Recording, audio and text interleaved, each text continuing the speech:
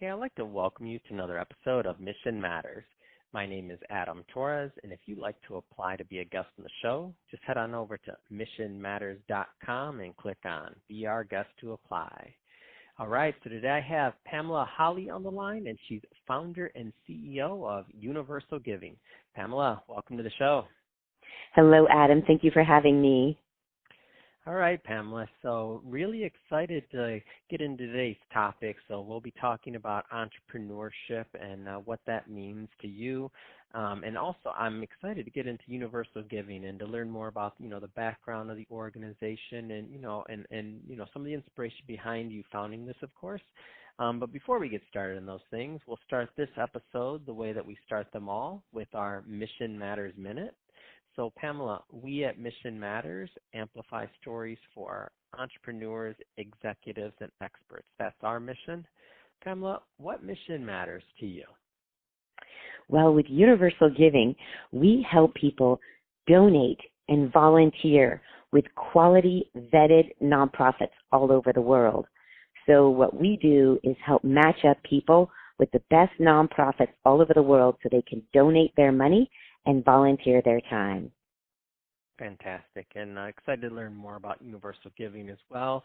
But maybe just to get us kicked off, tell us a little bit more about your background and how you got started as an entrepreneur. I've been so blessed with a family that's been very entrepreneurial. I started my first business out of my family's backyard with a daycare center at the age of 10.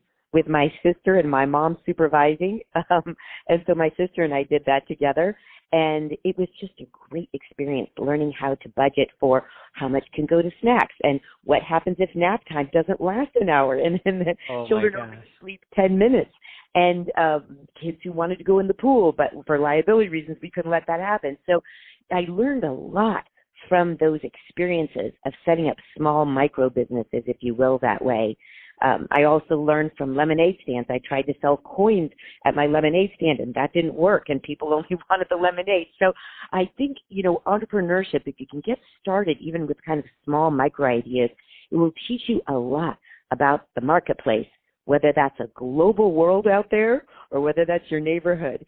So for me, I was starting off as an entrepreneur very, very early on. And then when I was at Duke, I had gone to Gallaudet to learn sign language to work with the deaf population. And I came back and I taught a course at Duke, and it was oversubscribed, so I started teaching a paid course on the side. And so just really starting these kind of small micro businesses, listen to the marketplace, find out what's needed, and then you can start these smaller businesses. And of course, that eventually led to Universal Giving. So the background in entrepreneurship has been pretty strong in just testing out smaller ideas, seeing success that way. So it made me, I believe, more successful in my later ventures that had a lot more weight to them. Amazing, and I love you're an entrepreneur's entrepreneur, someone that started at a very young age, worked your way through, and I love business owners like that, and I love when ideas come from sometimes just an idea, like small beginnings, not necessarily always understanding where they'll go and where they'll be in the future, but you're maybe solving a problem or just looking a way to be productive and a way to give back, and I can see that in you, and just also in just hearing your journey. What do you think? Now you started at a very young age, and I guess what do you think it takes to be an entrepreneur? Do you have to be kind of born with these traits? Can you learn them? Like what do you think? Well, I always like to keep an open mind that anything is possible for anyone. So far be it from me to judge that someone can or can't be an entrepreneur. That's not up to me. I would never make that call. I do think that some people are more disposed to it, have a stronger inclination to it. And it doesn't just have to be about starting a business. You could be entrepreneurial within the business that you're working by pioneering a new idea, testing out a new product, by thinking outside the box and not just always following the rules because the rules are there. If the rules are great, super, you should follow them because that's making the business run well, and that's proper governance. But if it can be better, then you can always be an entrepreneur or an intrapreneur, as they call it, within house of the company that you are working at. So I do think there are people who are some more predisposed towards this quality of kind of seeking out what is that new idea and what is that new marketplace. So I do think there's some people who are naturally inclined that way, but I would never restrict anyone from anything. I do think that anything is possible for anyone. How does leadership play a role in this? Like, where does that fit into this whole scenario? Well, ideally with this, Adam, as an entrepreneur, you're ideally creating something sustainable for the long term. It's not just brainstorming ideas. It's coming up with something that's going to stick for the long term and really have a lasting impact.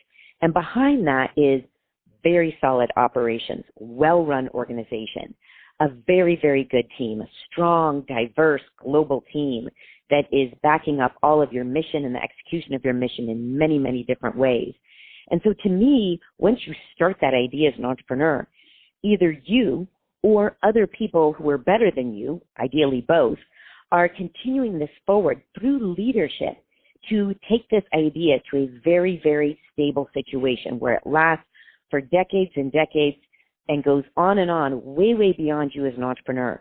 So I like to coach entrepreneurs to say, be thinking not just, wow, I started this idea, but the real journey and the real honor of being an entrepreneur is making it provide lasting value for the long term. That's what I think is really exciting. If an entrepreneur can think, I want to be a leader for the long term, I want to help my company be in a leadership position for the long term, not only being successful as the company itself, but also being a value add for the industry. How can you help the industry be better? How can you help the world be better? And at Universal Giving, we very much did that when we started off, helping people donate and volunteer across the world. When we started off, we had 6 stages in our vetting process. So we have a quality model that vets nonprofits. If we just wanted to be an entrepreneur and just stop there, we could have said, oh my goodness, we were the first, group that came up with a quality model trademarked with 6 vetting stages. But now, Adam, we have 25 stages.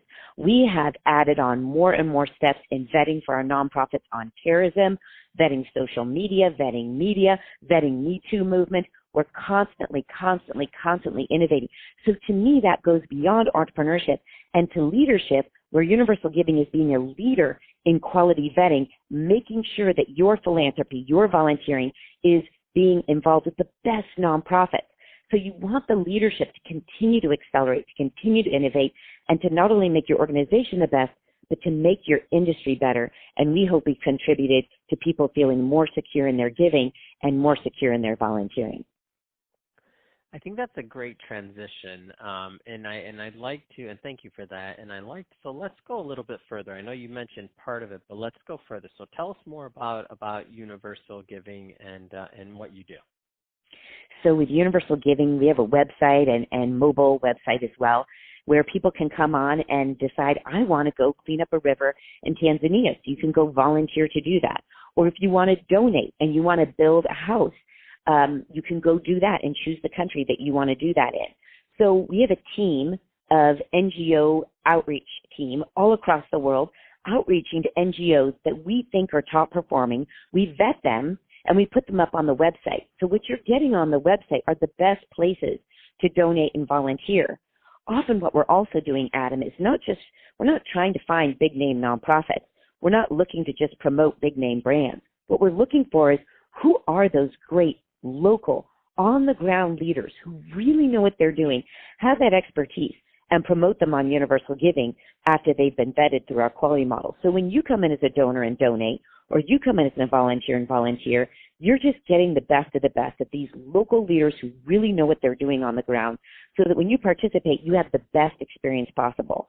We're not interested in being a group that lists all volunteer opportunities or all donation opportunities. We want the ones where your impact is going to be the greatest, both as a donor and a volunteer. So all of this is free. 100% goes to the cause. When you donate, 100% goes there. When you volunteer, we're not charging you to find the volunteer opportunity. You just can go and volunteer. We're a nonprofit. This is a public service for us. What we're trying to do is just make it as easy as possible for the donor and volunteer to find the best way to give and volunteer. Let's focus maybe on the volunteer for a moment. How do you recommend people find the best volunteer opportunities? Well, I think one of the things that we have to be so aware of is when people are volunteering, that is precious. People are giving up of their valuable time. Time is one of our greatest resources. Once time goes by today, we don't get to see today again. So time is one of our most precious resources. So when someone says they want to volunteer, they're giving you one of the most precious gifts they can give. And so we want to honor that at Universal Giving by making sure that when they choose to volunteer, they get to do that with a quality organization and get to have a great experience. And we hold that same thing true with Universal Giving. We got volunteers to volunteer and work with us.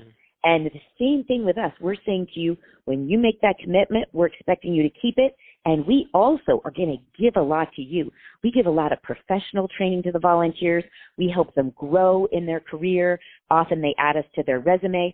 So we're not only a marketplace matching up, donors and volunteers on our website. We also accept volunteers at Universal Giving. So we live what we practice. We live what we preach every day, giving our volunteers the best experience they can have, and they contribute to us in a very positive way too.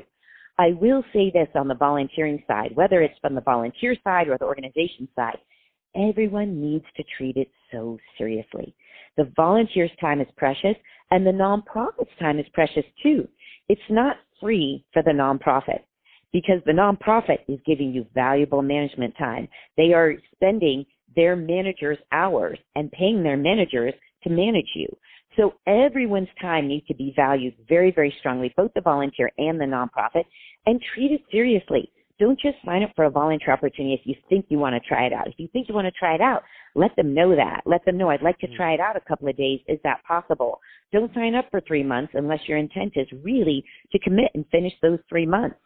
For us at Universal Giving, we don't let anyone volunteer underneath 6 months. You have to volunteer for a minimum of 6 months. Many volunteers volunteer with us for 2 years or more.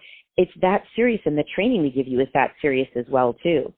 So I think it needs to be treated seriously, and that you can try out volunteer opportunities, but if you do so, be open with the nonprofit. They may or may not decide to want to have that. What you could do as well, too, is a one-time opportunity, which we have on our site, where you can just do it in a day.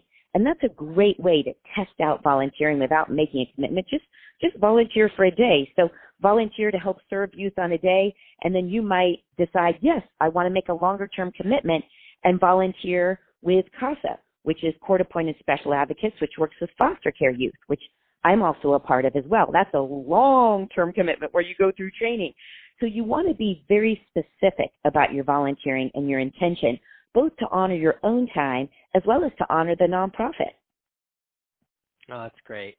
It's great, and it's a great platform. And I know I'm going off of LinkedIn here, but now you've been doing this for a long time, so you're over your 20-year anniversary. Am I off on that?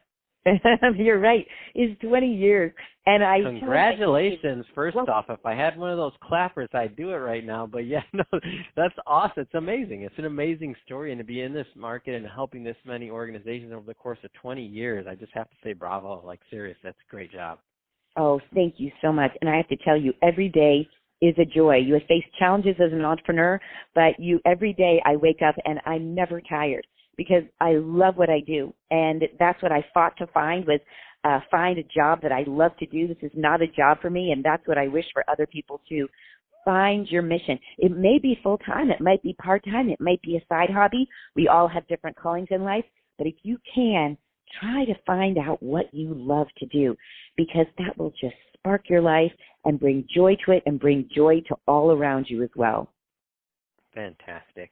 Well, Pamela, again, it's been great having you on the show and just learning more about your background in entrepreneurship, all the great work you're doing at Universal Giving. If somebody is listening to this and they want to learn more and they want to connect with you and your team, what's the best way for them to do that? I would say go right to universalgiving.org, universalgiving.org, and there you can find volunteer and donation opportunities. And if you don't find what you're looking for, email us. We have a button on there. You can email us, and we will go find it. We believe in high client service, and if we don't have it, we'll go find it for you. Oh, that's wonderful. What a great story. And we'll put all those links in the show notes so that our audience can just click on the links and head right on over and check out you and your team. So we'll definitely do that, make it nice and easy. And speaking of the audience, if this is your first time listening to a Mission Matters episode or engaging with the platform, we're all about bringing on mission-based entrepreneurs, executives, and experts and having them share, why they do what they do, like what gets them up and motivated to go out there into the world and into the marketplace and to make a difference. If that's the type of content that sounds interesting, maybe engaging or fun to you, then feel free to hit that subscribe button because we have many more mission-based individuals coming up on the line, and we don't want you to miss a thing. And Pamela, really, it has been a pleasure. Wishing you much more continued success for yourself, your organization, and all of the many, many organizations that you're making a difference for. So thanks again. We appreciate your work. Thank you, Adam. Thank you for having me.